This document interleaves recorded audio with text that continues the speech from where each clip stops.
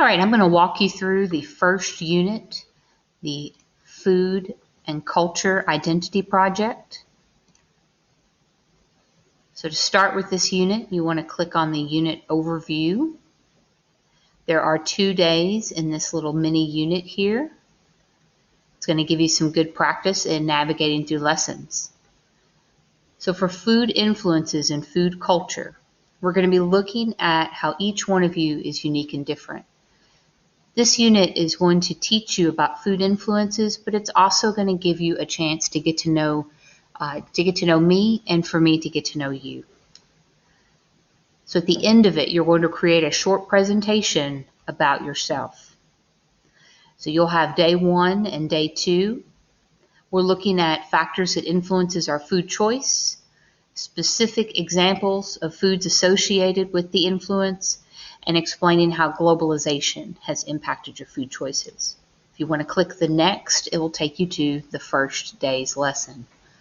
When you pull open a lesson, you'll see lessons divided up by dates, and you'll see 2 dates there because I have A day and B day classes. So this would be day 1, and we're looking at why do we eat what we eat. So at the end of this lesson, you'll be looking at the factors that influence your food choice, specific foods associated with each of those influences, and looking at a new term for you, globalization.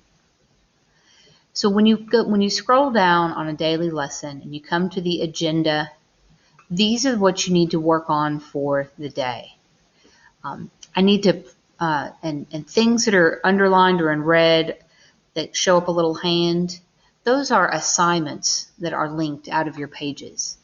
So this gives you a little instruction here.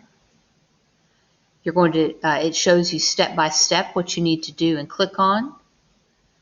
You have the presentation that contains the content for the lesson. And then there's a couple of more links after that, after you go through that. So make sure that you follow the links in order. And then for today, I included an optional reading, which is pretty interesting. I found it really cool.